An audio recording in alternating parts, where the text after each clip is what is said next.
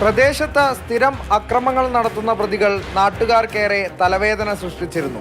പിന്നാലെയുള്ള തർക്കമാണ് സംഘർഷത്തിൽ കലാശിച്ചത്.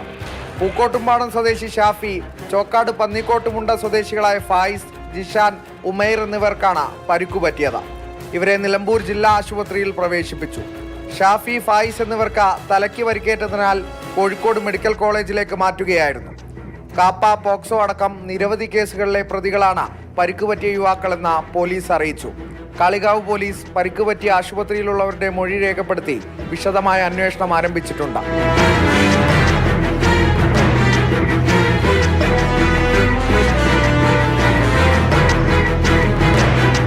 മാതൃഭൂമി ന്യൂസ്, മലപ്പുറം.